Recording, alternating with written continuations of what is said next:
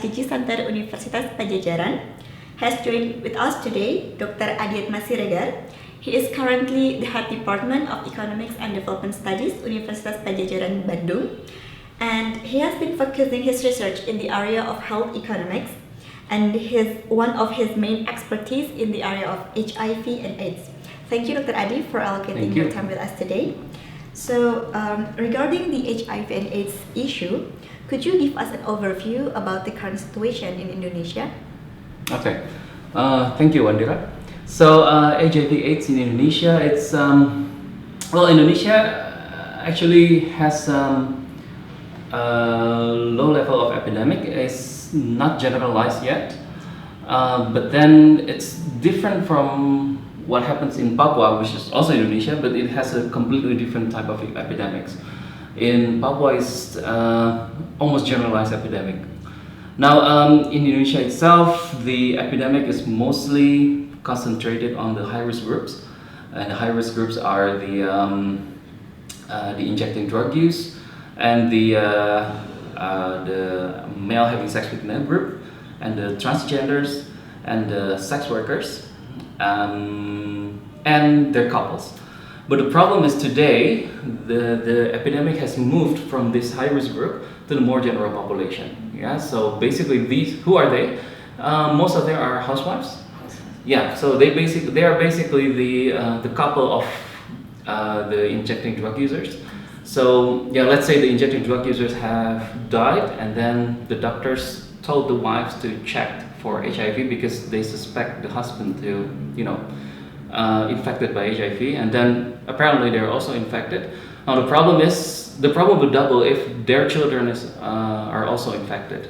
Yeah, so you can imagine there's a bit of a multiplier there. Yeah. Yes, I understand. So what about the situation in West Java, like compared to other big cities in Indonesia? Okay, so West Java, in terms of number of HIV and AIDS cases, currently we are ranked number 4. So yeah, number 1 is Jakarta, number 2 is Papua, and then East Java, and then West Java. Okay. If I'm not mistaken, yeah. But then within West Java itself, Bandung has the highest number of HIV and AIDS. So you can imagine, because it's the capital of West Java, then you can see the potential problem of the the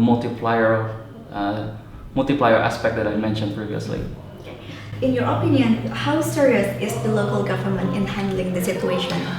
Well, they're quite serious. But of course we have to look at if you look at the budget for health in the first place. Of course, the health budget in Indonesia is not really high in the first place. But nowadays it's getting they increase the amount. So at the same time, the amount for HIV will increase as well. But then the funding for HIV does not really rely on the local government budget or national government budget. They rely a lot more on donor budget, which is not a good thing, but it works for now. Yeah. Based on those, well, indeed, the attention of the government as general for health compared to other aspects is a bit lower in terms of budget. Yeah. But if you look at the let's take for example Bandung. Yeah. If you look at the health office of Bandung or the City AIDS Commission of Bandung, they took the AIDS problem very seriously. Yeah, regardless of the budget. Yeah. They work with what they have because they can see they realize that HIV/AIDS is it's really tip of an iceberg. Yeah, I mean the data that I just mentioned to you previously about the rank of the provinces is just tip of the iceberg. Yeah, nobody really knows how the real number of the HIV and AIDS cases. Therefore, the government officials really take this seriously, and they realize the potential multiplier impact as well. So, what is the main economic impact resulted from this HIV and AIDS issue? Okay, so as with other disease, once you get infected, there's also a potential of productivity loss. Yeah, so basically, someone get infected and they cannot work anymore. Now the thing is, one main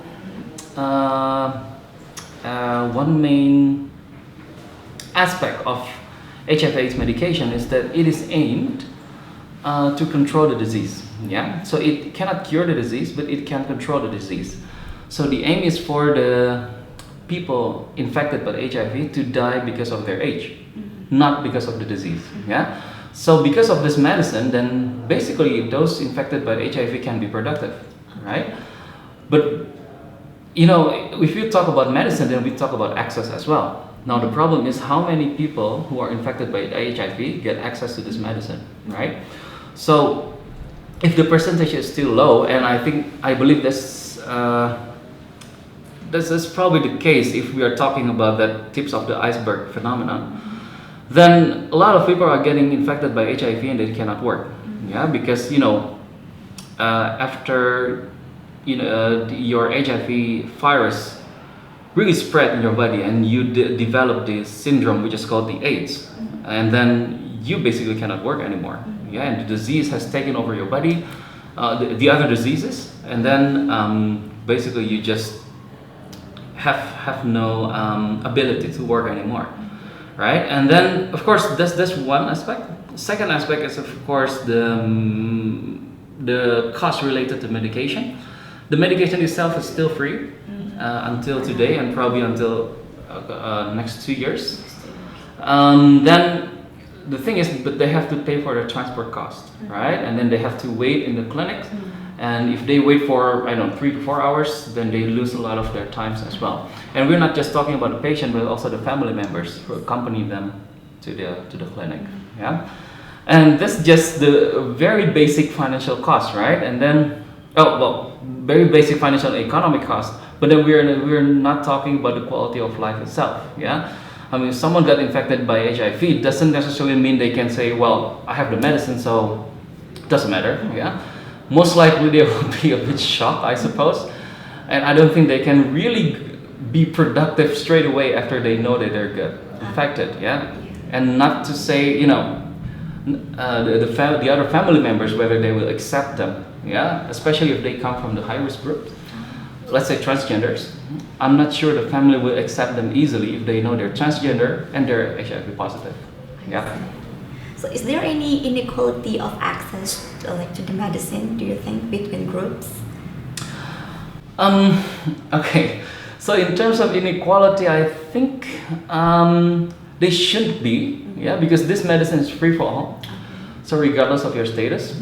But then, of course, the problem is not about the medicine itself. As I told you previously, it's about the access. Whether the poor can have the medium, or let's say the money to access the place where they distribute the medicine, because the medicine is not distributed easily, and it's not available in every primary health center, the puskesmas.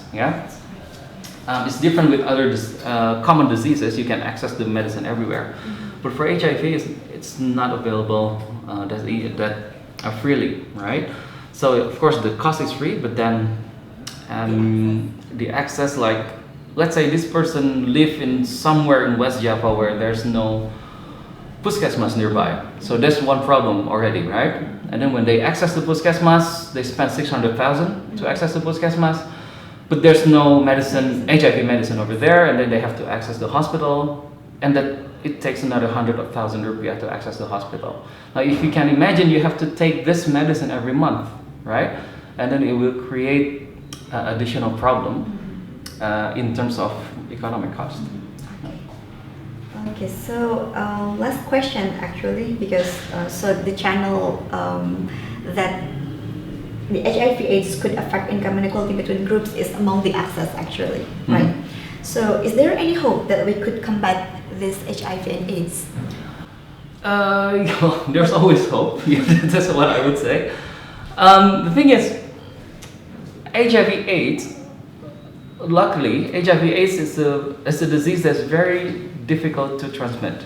Yeah, I mean, first the virus has need to find a way out from the body, and then it has to find a way to survive outside the body, and it has to find a way to enter another body, right? As you can see, these three requirements makes it very difficult, to transmit. Different with tuberculosis, let's say. Tuberculosis, you cough, and then, so let's say someone else cough, and then you never know whether this person has tuberculosis or not, right? But HIV is very difficult to transmit. But the problem with HIV is not so much on the disease, for me, it's very much on the social aspect, right? Let's say behavior, and so, I mean, if you look at the A, B, C, and D of HIV, it's abstinence, be faithful, use condom, and then don't inject, right? If you look at this 4 A, B, C, D, it's basically behavior, right? Once you're okay with this behavior, then basically HIV will be very difficult to transmit, right? Now, the other social aspect is, of course, the economic cost, right? I've told you previously. Now, this social aspect makes HIV/AIDS a very sensitive issue, and a lot of people are find it difficult to open their status and tell someone else that I'm HIV positive, right? And that creates more problem. So once we are over these problems, then basically there's a big hope of HIV/AIDS being less transmitted, and we can aim for zero infection, even, and that's actually the aim of WHO. But before we go to that point, we need to handle with this social issues before we can be there. What do you think can be improved from the current situation? So well, definitely on the social issues is basically you reduce the stigma. I mean, so people should view HIV as another disease, right? And then also we have to take into account the problem that the society is having in accepting the disease, right? Because if you look at the high-risk group, these are the groups that are very difficult to be accepted, in the society. Now, the government needs to do something about it. They already have, but I believe we can still do more. And not just the government, but also the society itself. Those who understand about the disease should share their knowledge and make other people understand, well, hang on. Yes, there are HIV, but there's more to it. It's not just they are, behaving badly, they got HIV and that's it. No, we need to do a bit more about that. Now, a more technical aspect on the medication itself. Right now, there's a work ongoing in Universitas Padjadjaran. There's actually trying to create a more network in distributing the medicine. So whether it's available whether it can be available in the primary health center, and this is actually in line with the government program, because the government realized that this is an issue and they would like the medication to be available in more sites. And one work in Universitas Padjadjaran is aiming at this, trying to give the proof whether it's feasible to do so. And if it's workable, then I believe it will tackle a lot of access issues that we discussed previously. Okay. So that's all for today. Thank you very much, Dr. Adi, for your time and for your insight. Please don't forget to subscribe our YouTube channel video and also to visit our website at sdgscenter.unpad.ac.id. Thank you. Thank you.